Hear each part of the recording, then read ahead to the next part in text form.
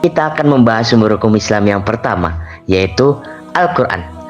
Al-Quran secara bahasa berasal dari kata qoro'a, yaqro'u, qira'atun Qur'anan, yakni sesuatu yang dibaca atau bacaan. Sedangkan secara istilah, Al-Quran adalah kalamullah atau perkataan Allah yang disampaikan kepada Nabi Muhammad SAW. Dalam Al-Quran terbagi menjadi 3 mengenai hukum yang terkandung dalamnya, yaitu hukum akidah, hukum etika, dan hukum amaliyah. Yang pertama, hukum akidah. Hukum akidah ialah sesuatu yang berkaitan dengan keyakinan manusia kepada Allah Subhanahu wa taala dan juga kepada para malaikat, kitab, rasul, serta hari akhir. Yang kedua, hukum etika. Hukum etika adalah suatu perilaku yang berkaitan dengan kepribadian diri, diantaranya seperti kejujuran, rendah hati, sikap dermawan, dan menghindari sifat-sifat buruk pada dirinya seperti halnya berdusta, iri, dengki, maupun sombong. Lalu yang ketiga ada hukum amaliyah, yaitu suatu perilaku sehari-hari yang berhubungan dengan sesama manusia. Hukum amaliyah dibagi menjadi 2 bagian, yaitu pertama muamalah ma Allah atau pekerjaan yang berhubungan dengan Allah seperti sholat, puasa, zakat, haji, nazar, dan lain sebagainya. Yang kedua, muamalah ma'an nas atau pekerjaan yang berhubungan langsung dengan manusia, baik secara pribadi maupun kelompok. Contohnya kontrak kerja, hukum pidana, dan lain sebagainya. Namun menurut Hasbullah Tholib, secara umum kandungan hukum dalam Al-Quran ada 5 bagian. Di antaranya yang pertama, al-ahkam al-itqadiyah, yaitu suatu hukum yang berorientasi pada keimanan dan keyakinan. Yang kedua, al-ahkam al-khuluqiyah, yaitu suatu hukum yang berkenaan dengan akhlak. Yang ketiga, al-ahkam al-kauniyah, yaitu suatu hukum yang berkenaan dengan alam semesta. Yang keempat ada al-ahkam al-ibariyah, yaitu suatu hukum yang berkaitan dengan peristiwa atau kejadian pada masa lalu dan dapat diambil pelajarannya. Dan yang kelima, al-ahkam al-syariyah amaliyah, yaitu hukum-hukum yang mengatur perilaku dan perkataan mukallaf yang ditimbang dengan neraca syariah. Dalam al-ahkam al-ibariyah, topik bahasan pada hukum ini berupa kisah para umat terdahulu. Hukum ini bertujuan agar manusia selalu mengambil hikmah ataupun pelajaran hidup yang telah terjadi kepada para umat terdahulu. Apabila terdapat pelajaran yang baik, maka sudah sepatutnya untuk dijadikan contoh dalam kehidupan sehari-hari. Namun, jika kejahatan atau kemudaratan yang berakhir kepada kemurkaan Allah Subhanahu wa taala, maka sudah sepatutnya untuk tidak diikuti agar tidak terulang kejadian yang sama pada masa kini. Al-Quran merupakan sumber hukum Islam yang sifatnya umum. Maka sebagian besar hukum yang dijelaskan bersifat global dan hanya beberapa yang bersifat mendetail. Secara garis besar, penjelasan hukum oleh Al-Quran terdiri dari 3 cara, sebagaimana berikut. Yang pertama, ijmali atau global. Penjelasan Al-Quran bersifat umum, sedangkan sunnah Nabi yang nantinya akan menjelaskan lebih mendetail, sebagaimana perintah mendirikan sholat, membayar zakat, dan penjelasan lafaz yang tidak jelas secara makna. Lalu yang kedua ada tafsir atau terperinci. Al-Quran memaparkan hukum secara terperinci dan disertai penjelasan yang mendetail. Adapun sunnah Nabi menjadi penguat bagi penjelasan Al-Quran tersebut. Contohnya hukum waris, tata cara dan hitungan dalam talak, mahram, tata cara lil'an, dan penetapan hukum dalam kasus pidana hudud. Lalu yang terakhir ada isyariah atau isyarat, yaitu penjelasan Al-Quran hanya sebagai sebatas pokok hukum, baik secara isyarat maupun secara ungkapan langsung. Adapun sunnah Nabi memberikan penjelasan hukum yang terkandung dalam pokok bahasan tersebut secara terperinci. Jadi seperti itulah sumber hukum Islam yang pertama, yaitu Al-Quran.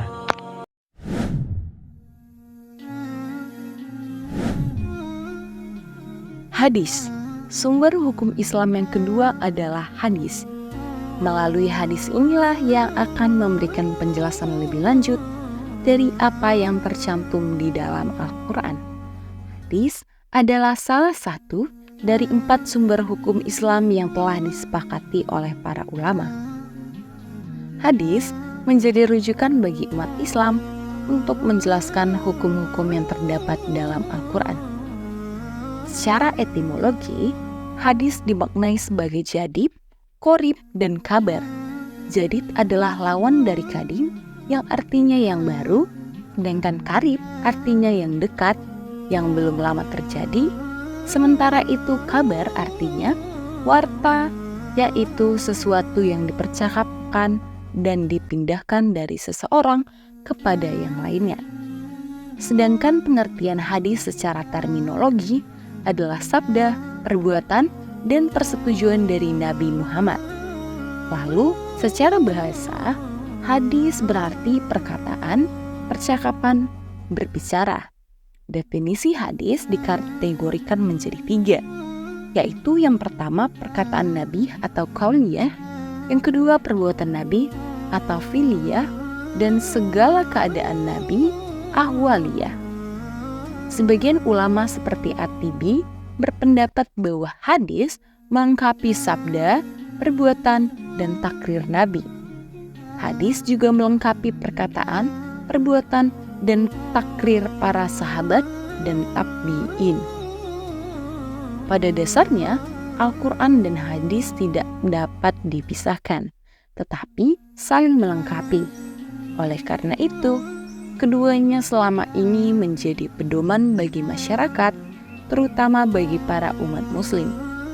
Jika umat muslim menjadikan Al-Quran sebagai sumber hukum Islam, dan ternyata masih belum menemukan titik terang dari suatu permasalahan, maka hadis akan menjadi pedoman yang berikutnya setelah Al-Quran. Lalu terdapat fungsi hadis, yaitu diantaranya sebagai berikut. Yang pertama, bayan at-takhir. Dalam hal ini, hadis berfungsi untuk menetapkan dan memperkuat apa yang telah diterangkan dalam Al-Quran. Yang kedua, bayan at-tafsir. Dalam hal ini, hadis berfungsi untuk memberikan rincian dan tafsiran terhadap ayat-ayat Al-Quran yang masih mujmal atau samar dan tidak dapat diketahui, memberikan persyaratan-persyaratan ayat yang masih mutlak, dan memberikan penentuan khusus ayat-ayat yang masih umum. Yang ketiga, bayan at-tashri. Dalam hal ini, hadis berfungsi untuk mewujudkan suatu hukum atau ajaran yang tidak dapat di dalam Al-Quran. Fungsi ini disebut juga dengan bayan zaid ala Alkitab Al-Karim. Lalu yang ketiga adalah bayan an-nasak. Secara bahasa, an-nasak memiliki arti yang beragam.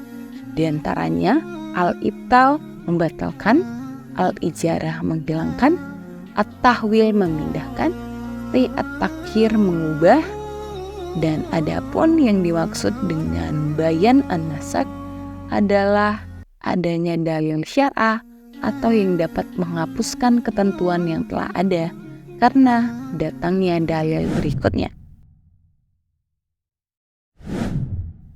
Selanjutnya kami akan menjelaskan sumber hukum Islam, yaitu ijma'.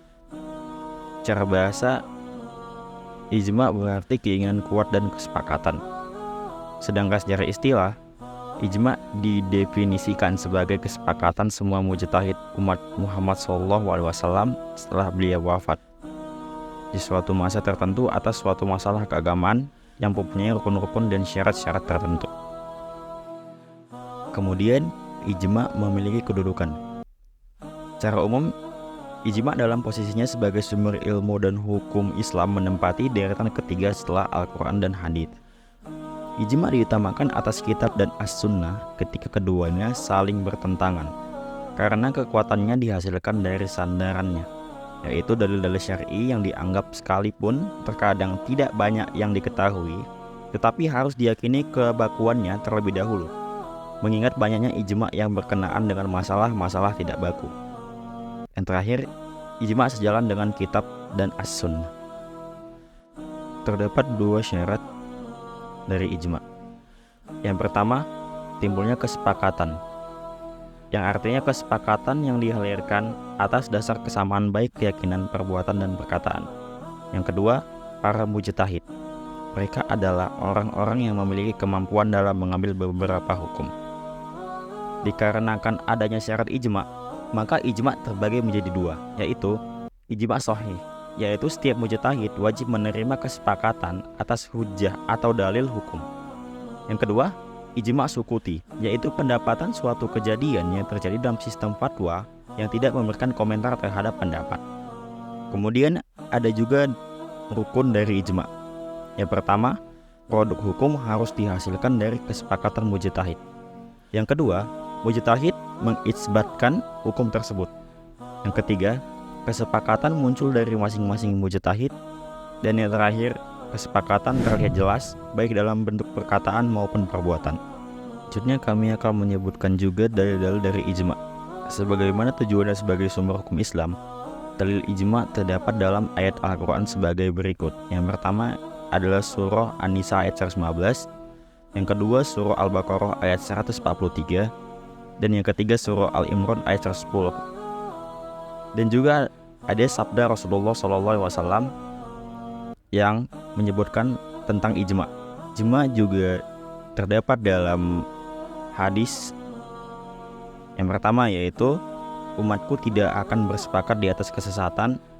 Hadis riwayat Tirmizi dan Abu Daud. Yang kedua, apa yang dipandang baik oleh orang-orang muslim, maka di sisi Allah SWT ia dipandang baik pula.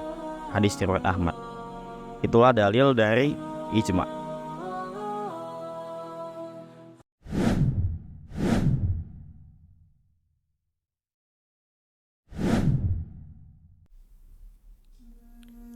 Qiyas adalah salah satu dari 4 sumber hukum Islam yang disepakati para ulama. Dalam hal ini, Qiyas menempati posisi keempat setelah Al-Quran, hadits, dan ijma. Para ulama usul fikih mendefinisikan Qiyas dalam redaksi yang beragam namun memiliki makna yang sama.